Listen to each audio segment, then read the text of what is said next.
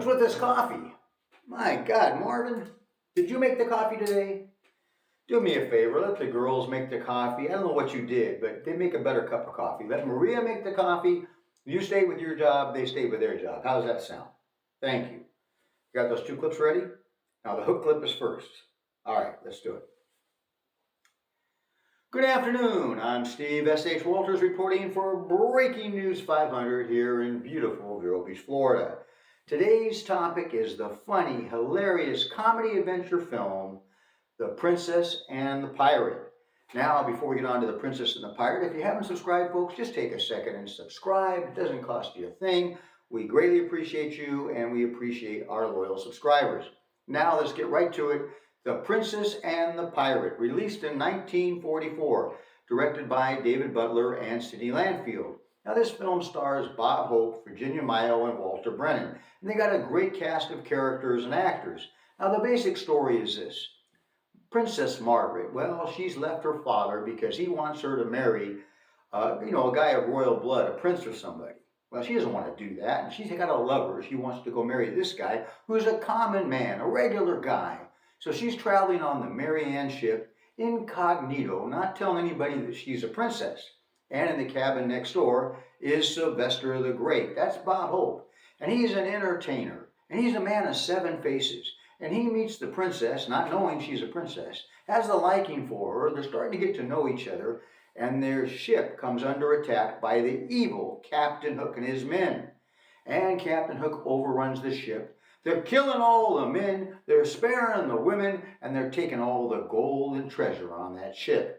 Well, in the course of this, Bob Hope's a bit of a coward, so Sylvester the Great he is.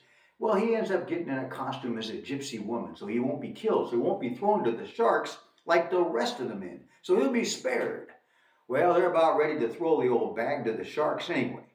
But the tattoo artist, Featherhead, says, Captain Hook, can I have the old bag? Can I have the gypsy woman? Nobody ever gives Featherhead anything, so Captain Hook spares the gypsy woman for his tattoo artist. Now the Captain Hook's trying to have his way with the princess. And Bob Hope, Sylvester the Great's not going to have this, but he's a bit of a coward, but he's going to drum up some courage and try to save the princess. Does he save her? Well, let's see. You got the clip ready, Marvin? He's on point today, other than he can't be making the coffee. No more making the coffee. All right, Marvin, get that clip ready. Let's do it. Ready, folks? Roll the clip.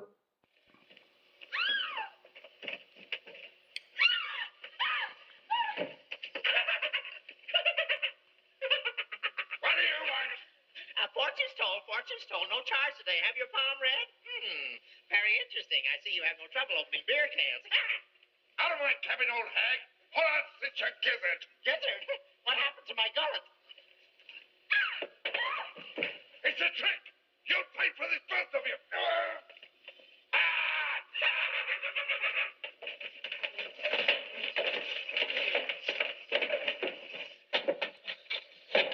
Oh, curse you for a lily-livered witch. You dance the devil's hornpipe at the end of the maynard. Oh, I'll cut out your gizzard this time.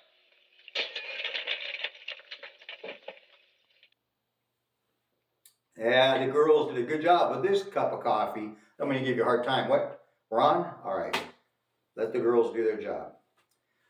Sorry about that, folks. All right, now, how do you think about that clip? What a great clip, huh? Woo! Did Bob Hope, Sylvester the Great, come to the rescue? He lit that beard on fire. He took care of Captain Hook, at least temporarily. There's going to be some other mishaps in this film, a lot of adventure. But he did sum up the courage, and he rescued the princess. Now, this film did good. It had a big budget back in 1944 of $2 million. They did $3.5 million at the U.S. box office, so it did pretty good. Didn't win any awards or anything, but it was a very entertaining film and people loved it. Now, all the characters and the scenes and the events are all fictional. Now, Bob Hope was under contract for Paramount Pictures, so Samuel Goldwyn wanted him for his film, so he had to make an agreement with Paramount Pictures. So Samuel Goldwyn paid Paramount Pictures $133,500 to get Bob Hope for 12 weeks to star in his film. Along with that, he had to loan Paramount Pictures his star actor, Cary Cooper, who they used in one of their lead for their films, For Whom the Bell Tolls in 1943. Back then, all these big stars and actors were under contracts with the studio, so these kind of deals and arrangements went on pretty often.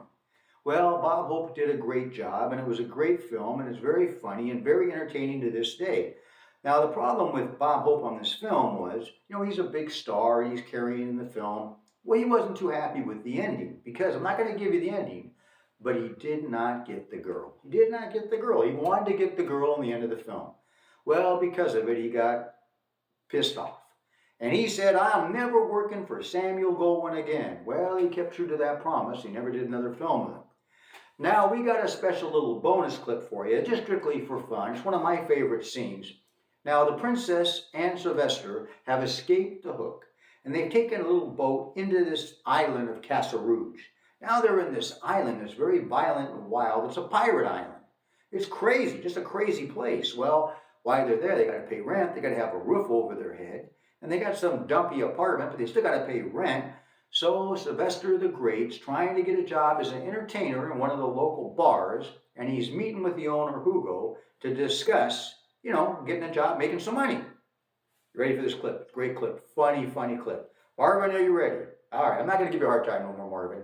You're doing a good job. All right, Marvin, roll the clip. You know the great Sylvester? Name has no meaning. Oh, well, you're buried here in the sticks. They know me every place else in the world. I can top any act you've ever had here in Casa Rouge. Oh, you wish to entertain? That's right. What do you do? Well, here's my act. I walk out on the stage and I open with a smash. Then I bill. I've got one of the... What happened? He didn't finish his drink. It's a terrible insult here when you're drinking with someone not to drain the last drop. Really, the last drop? What will you have? A very short beer. 2 short beers! Now about that act of yours. You know, my customers, they like to watch beautiful women. It's kind of a hobby with them. That's funny. Sounds like something that might catch on. Now, if your act had a pretty girl in it. Oh, that's amazing that you should say that. The other half of my act is over the Boar's Head Inn right now. 2 short beers. Oh, I'm not going in there. That's over my head. Come, you'll see our contract with the drink.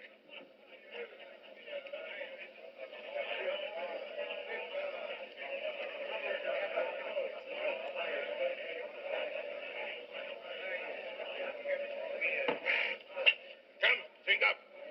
You do not want the job? Come. No man who refuses to drink with me walks out of here alive.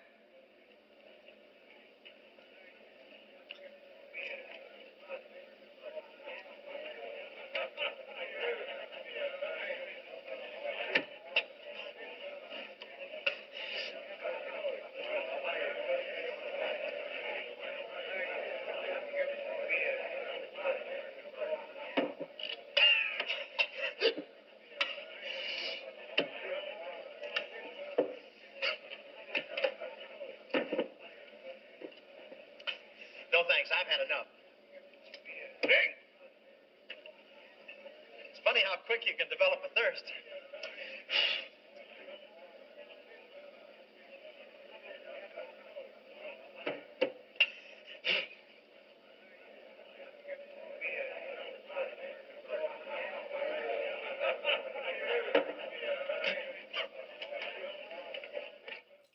Well, what do you think about that scene? Wasn't that a funny scene? Didn't I pick out a great scene? Now, I got a question for you folks. How did they drink all that beer? I mean, that wasn't just a mug of beer. That was like a pitcher. That was bigger than a pitcher. They drank those 2 big things like that? Who could do that? There must have been a hidden hose and they siphoned it out like gasoline or something. There's some way they did it. Hollywood did it somehow, and they were very creative, especially in 1944, to do a scene like that. I thought it was one of the funniest scenes in the film, and they did a great job with that scene.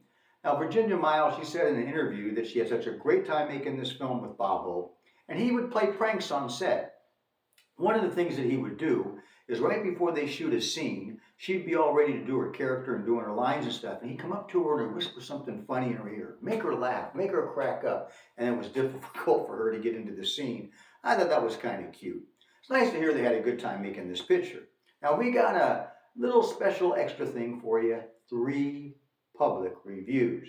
What does the public think about this film? You and I, what's our thoughts on it? So I'm going to put Marvin back to work. grab my glasses, and we got 3 public reviews. Are you ready, Marvin? You're ready. Drum roll, please. Thank you, Marvin. All right, let's see what the public has to say. Let's see if I can do it justice. Okay, our first review. Great, great, great. A movie you can watch not twice, but 100 times. The famous classic beer drinking scene with Hugo. Well, that's the one I just gave you. It's a great scene. Try as they may, Hollywood can't do better than this film. No filth, no bathroom jokes. Hollywood didn't need to rely on it back then. I agree 110% with this guy. Pretty good. Okay, second one. Amusing Bob Hope comedy with him constantly throwing off one-liners left and right.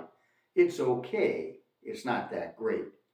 It's way too heavy on the plot for a comedy. Well, I can see his point because there's a lot of things going on in this film, but I think it's perfect for this film because it keeps you on the edge of your seat. It's entertaining throughout, and I just think it's done very well. But he has a right to his opinion. Now, the last one is Bob and Virginia storm the seas of laughter. I love the line where Hope says, "If you don't tell anybody I'm not a gypsy, I won't tell anybody you're not an idiot." I thought it was a pretty funny scene too. You can see this film on Microsoft Bing for free. You can see it on YouTube, and I'm sure a few other places. Now I want to hear those comments. Put down in those comments what your favorite scene is in this movie. What do you like most about this movie? What's your overall thoughts? Because it's such an entertaining and funny film. And if you watch this and not laugh, I don't know what to tell you, folks, because if you don't laugh at this film, you don't have a funny bone in you or something, because it's just so hilarious. Well, I hope you enjoyed this look back on the 1944 film, The Princess and the Pirate, starring Bob Hope and Virginia Mayo and Walter Brennan as Featherhead. Thanks for watching. Have a great day.